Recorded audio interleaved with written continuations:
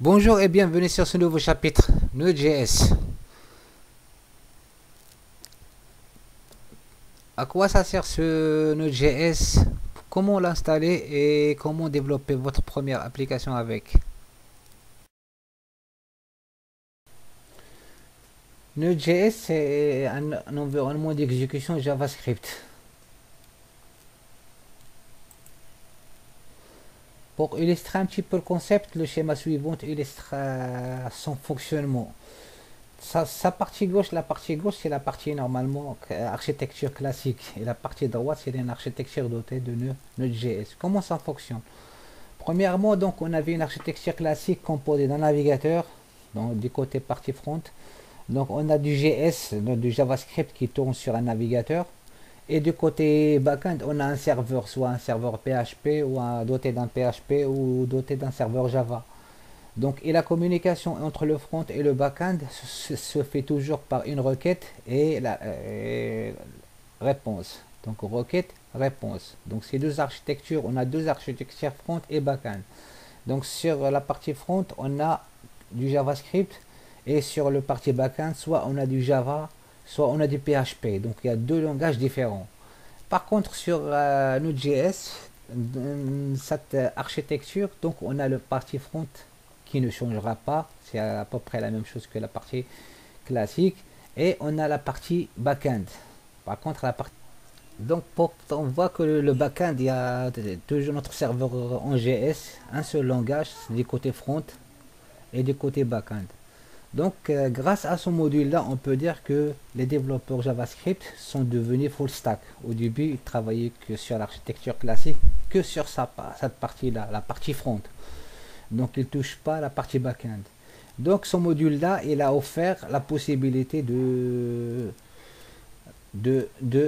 faire du backend, donc et toujours en utilisant le même langage. Bien sûr, il y a des avantages et des inconvénients. Parmi les avantages, on peut dire que donc le nombre d'effectifs de développeurs sur une architecture classique, donc ça demande plus de ressources par rapport à l'architecture Node.js. L'effectif par exemple sur un gros projet, il y a 4 développeurs, il est devenu donc sur l'architecture Node.js, donc 2 développeurs ils font l'affaire.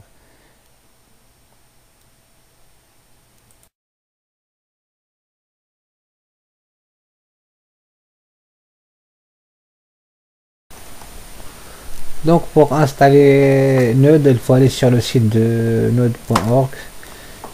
Directement vous tombez sur cette site là, donc la partie home. Donc là, actuellement on est la version stable, c'est la version 16.14 et là c'est la version pour les futures fonctionnalités. Donc allez sur la document download pour télécharger. On va voir que donc il y a toujours donc tous les installeurs pour les 3 systèmes d'exploitation Windows, là pour ma Mac OS et pour Unix.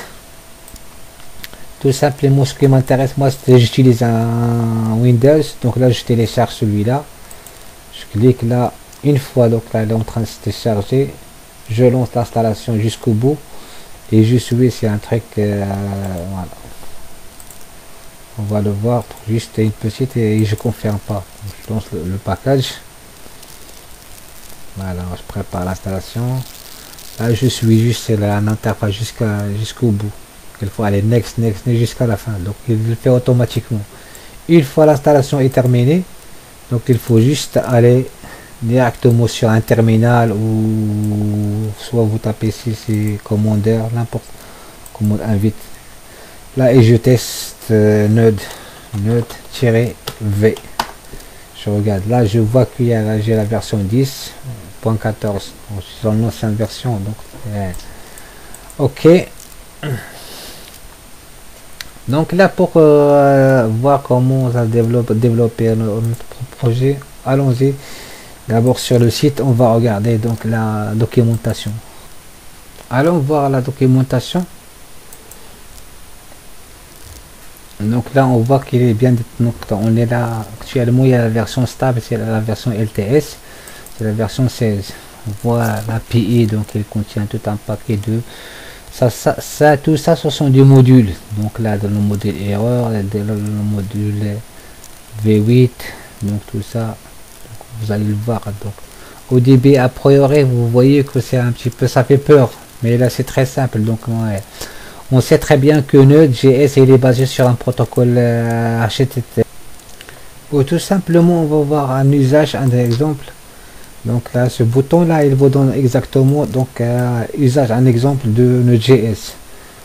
Au début, voilà, donc pour les gens qui utilisent Mac ou Linux, voilà, donc il faut créer un dossier, c'est ce qu'on a fait. Donc là, sur Windows, on a fait un utilisateur mode donc pour un PowerShell. Et voilà le programme. Donc le programme quoi, il faut créer un script sur c'est quoi. Donc on va lisons un petit peu le code et c'est très simple à comprendre. Au début, donc il a déclaré une valeur HTTP. Donc require HTTP. Require, on a dit donc il a fait appel à un module. Il va importer le module HTTP. On a expliqué ça dans le tutoriel du module. Donc pour ça, il faut installer un gestionnaire de package. Un gestionnaire de package qui va tout simplement faire appel à ce truc avec une simple commande. Voilà, donc là on a un host, on déclare un host serveur. Donc là, donc toujours par défaut on le fait donc à 127 sur localhost. Donc on déclare un port à notre aiguille, on met 3000, 5000, 8000 comme on veut. Et là c'est quoi? Donc il va créer un petit serveur. Donc le serveur, donc il est là à l'aide de la méthode qui se create serveur qui se trouve d'ailleurs dans le module HTTP. Donc là cette fonction elle prend deux paramètres, request et réponse. Donc deux paramètres et c'est exécuté. Donc là, dans le résultat on va spécifier la propriété static code à 200 quand la requête est bien passée. Et on va initialiser un petit peu notre header. Donc quand un type, on fait le type texte plein ou JSON ou format. Et là on affiche dans notre terminal donc la phrase suivante hello world. Et juste avant donc là la création de serveur, mon serveur il faut que je le mets à l'écoute. Donc avec sur ces paramètres là sur le HTTP et je spécifie le hostname ainsi que donc j'affiche ce petit message. Donc simple à.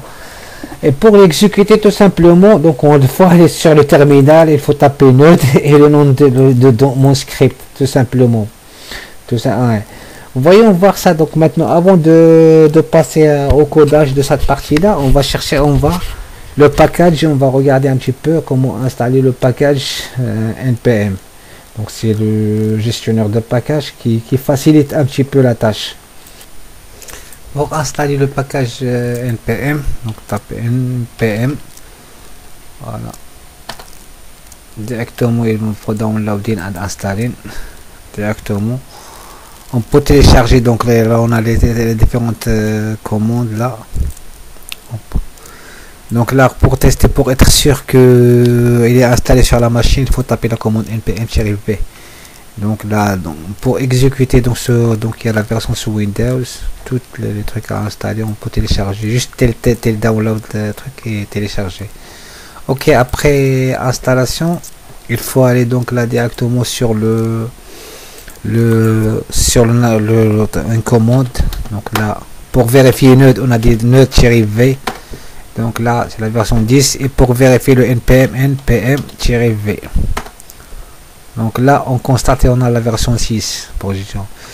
Donc là maintenant je vais vous montrer un petit peu comment initialiser et installer un programme, installer un projet et qu'on va déclarer sous forme de côté serveur là.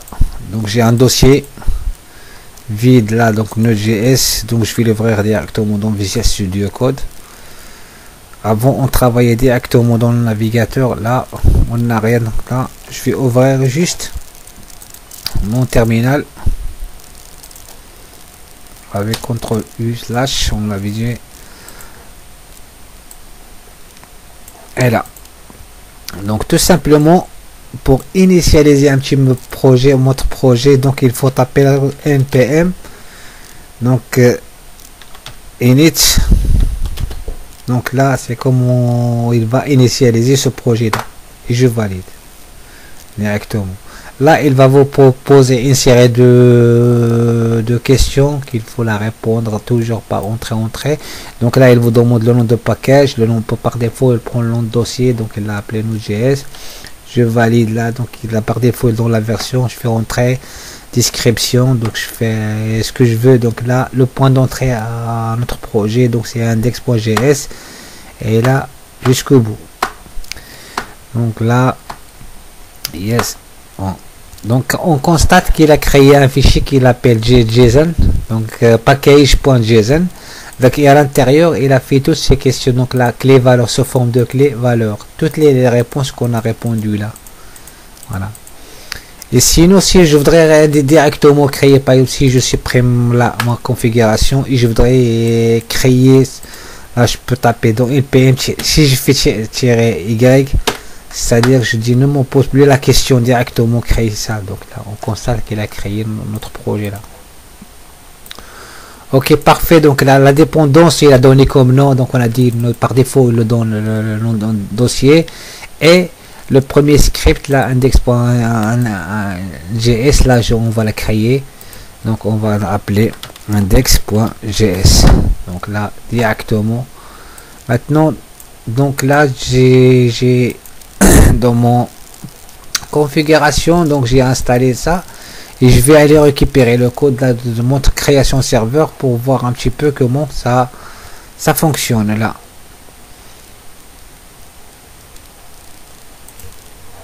On allait là, juste le code là. Tout à l'heure, il faut prendre l'habitude bien sûr de le taper directement. Mais là, c'est juste pour vous montrer un petit peu. Voilà. Je copie le code là. Voilà. Donc là, au début, je vais faire juste un petit commentaire et une explication rapide encore. Donc, j'ai déclaré ici une variable HTTP. Il va faire appel, va importer un petit peu le module HTTP. Donc là, j'ai déclaré mon hostname, c'est mon par défaut. Donc, on avait 127.0.01. Le port, je lui donne 3000. À mon aiguille, je peux la changer ce que je veux.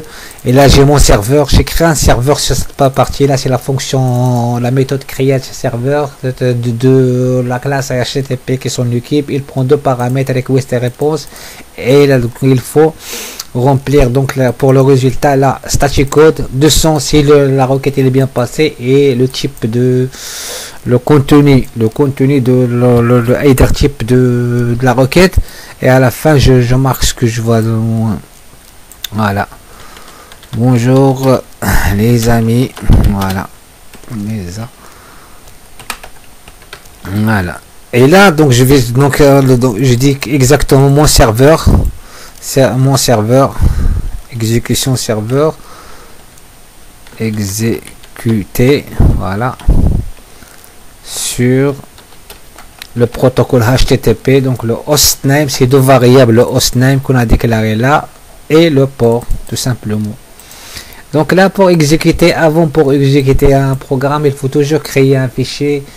Et pour exécuter du JavaScript, il faut toujours créer un fichier index.html, et il fait appel à ça. Donc sans ça, voilà, donc on constate et on a ici une petite erreur là, donc le 1.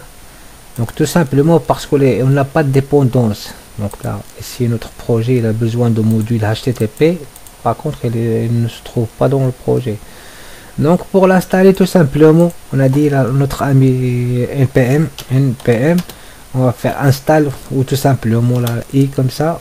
C'est mieux de prendre à faire install, et c'est le protocole HTTP. Donc là le module, donc il va commencer donc à charger. Dès qu'il l'a rajouté, on voit qu'il a fait ici, il a généré un deuxième fichier qui s'appelle les fichiers de dépendance. Là on constate les dépendances HTTP. Donc là notre projet, il a une dépendance HTTP, donc la version là résolvée, et là toutes les informations. Donc là on constate bien qu'il a créé un dossier qui s'appelle le module, et node module. Donc c'est un dossier à l'intérieur, et il a mis HTTP. Donc là voyons voir ça. On va resupprimer tout ça pour voir. Donc on peut supprimer ça à notre déguise, donc sans aucun problème. On laisse que le fichier index.html. Je le supprime, on va voir là directement. Donc voilà, je répète. Donc là je fais install. Donc au début je fais donc c'est npm, donc install.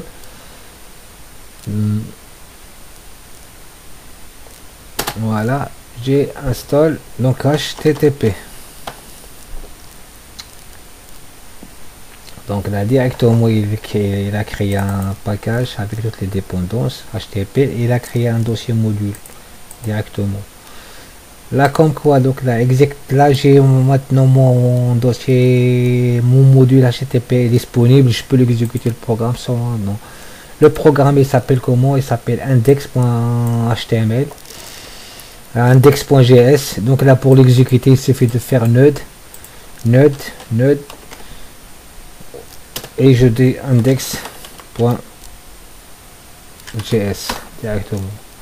Là on voit directement le serveur exécuté sur le port HTTP. Tout de suite il a donc exécuté donc notre serveur, il a lancé notre serveur qui est HTTP là.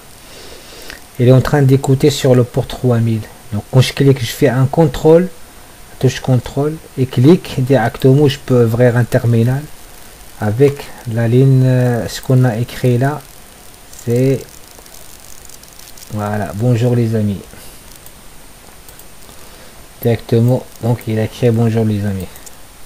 Voilà, maintenant tu vois, donc on va faire juste une, là on déclare un petit rappel, donc on déclare notre objet, notre module qui s'appelle HTTP. Donc là on a fait le hostname, le port, ce sont deux paramètres de mon terminal. Donc là je prends le serveur, on a déclaré HTTP create, c'est la fonction qui fait le travail pour créer un serveur. Il prend deux valeurs paramètres, là, le paramètre request et réponse. Donc là quand on a réponse static code à 2 sources, ça veut dire il a bien reçu le traitement, et là il fait l'entête, construit l'entête et il affiche le terminal directement, et là il lance le serveur à l'époque, donc sur le port. Donc là il utilise les deux paramètres là, le port et le hostname. Donc ça c'est du paramètre, et là il le lance directement. Quand je fais contrôle et clique, là directement il va donc sur mon terminal. Voilà, directement je vois la phrase là. On voit un petit peu qui c'est simple à faire, mais il faut un petit peu être habitué un petit peu à le faire. Donc là, au début toujours je commence à charger le module et je l'utilise. Donc, et pour avoir une idée sur le module, je peux aller sur la documentation HTTP et je regarde un petit peu ici, il est bien détaillé. Donc par exemple je dis HTTP, je vais chercher la fonction et je vois tous les paramètres là. Ce tutoriel sur Node.js vient se terminer. Merci de m'avoir écouté et à la prochaine. À la prochaine on va voir un petit peu comment traiter les fichiers système et on va voir quelle différence existe entre Node.js et c'est quoi l'avantage de Node.js et les inconvénients. Au revoir.